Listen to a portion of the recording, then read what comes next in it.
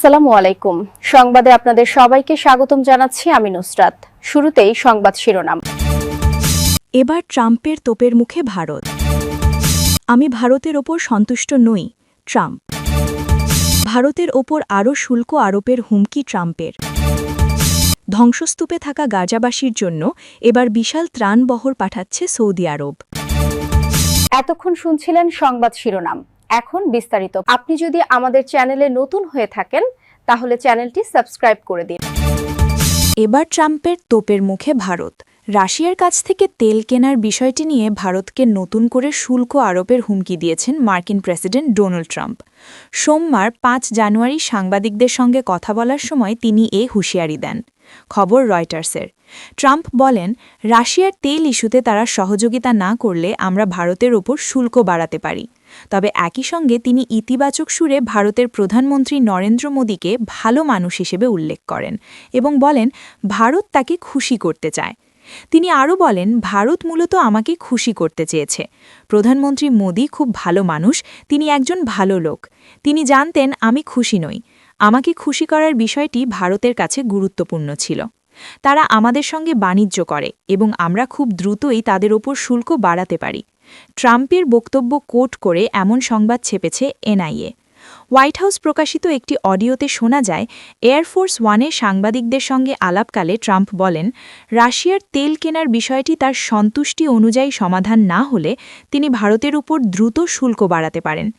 এদিকে ট্রাম্পের সঙ্গে থাকা মার্কিন সেনেটর লিন্ডসি গ্রাহাম সাংবাদিকদের জানান ভারত যুক্তরাষ্ট্রের দাবিগুলো নিয়ে কাজ করছে। তিনি বলেন, আমি ১ মাস আগে ভারতীয় রাষ্ট্রদূতের বাড়িতে ছিলাম। তিনি শুধু এটিই বলতে চেয়েছেন যে ভারত কিভাবে রাশিয়ার তেল কেনা কমাচ্ছে, আর তিনি আমাকে প্রেসিডেন্টকে বলতে বলেছেন ২৫% শুল্ক শিথিল করতে।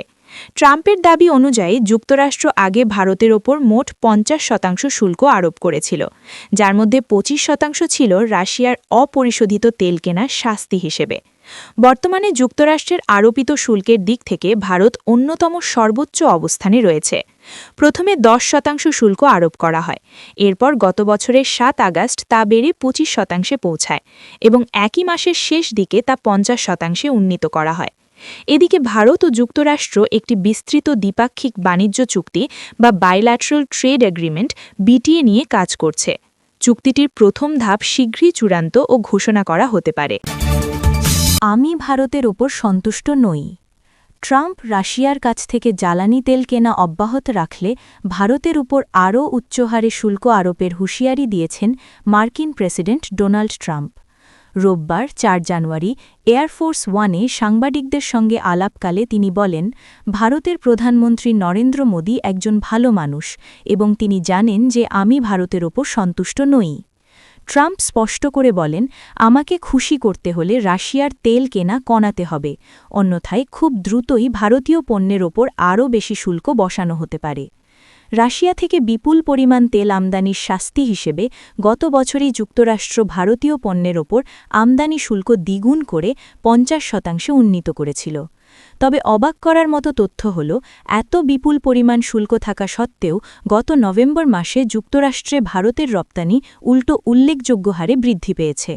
রপ্তানির এই ইতিবাচক চিত্রে উৎসাহিত হয়ে ভারত সরকার মার্কিন বাণিজ্য শর্তগুলোর বিষয়ে বর্তমানে বেশ কঠোর অবস্থান বজায় রেখেছে।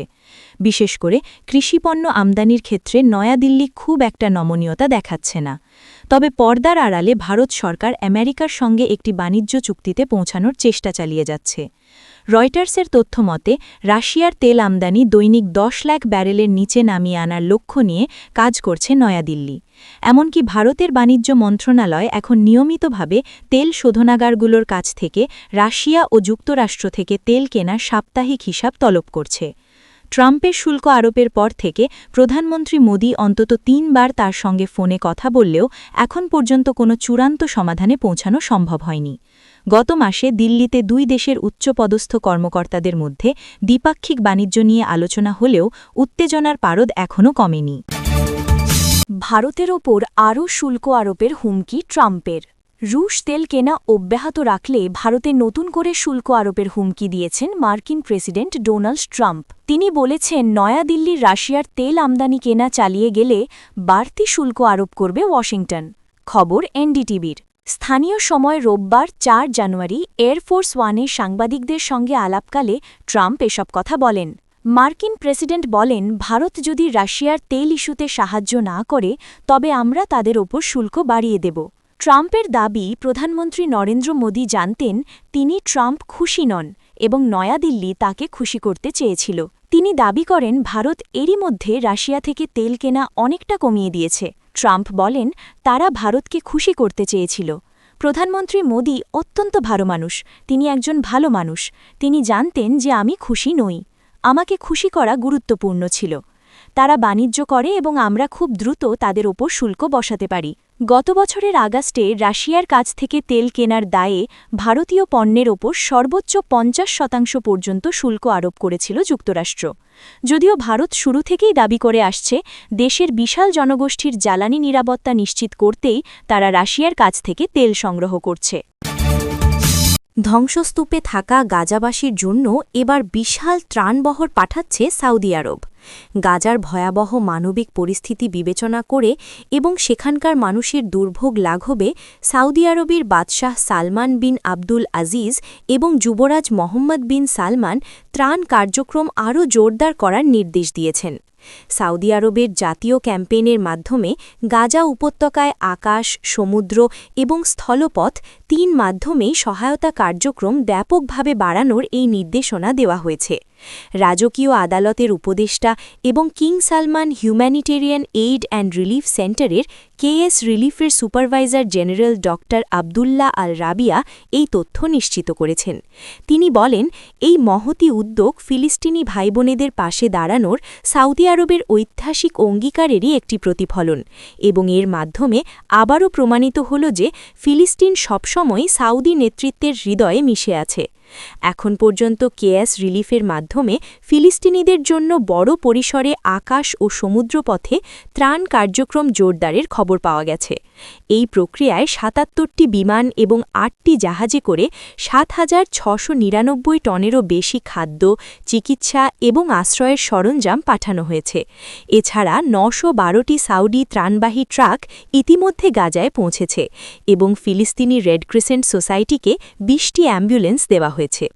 সীমান্তে প্রতিবন্ধকতা এড়াতে জর্ডানের সঙ্গে যৌথভাবে আকাশ থেকেও গাজায় প্রয়োজনীয় ত্রাণ ফেলা হয়েছে। পাশাপাশি গাজার ভেতরে বিভিন্ন ত্রাণ প্রকল্প বাস্তবায়নের জন্য আন্তর্জাতিক সংস্থাগুলোর সঙ্গে প্রায় $৯০.৩ মিলিয়ন চুক্তি স্বাক্ষর করেছে সৌদি আরব।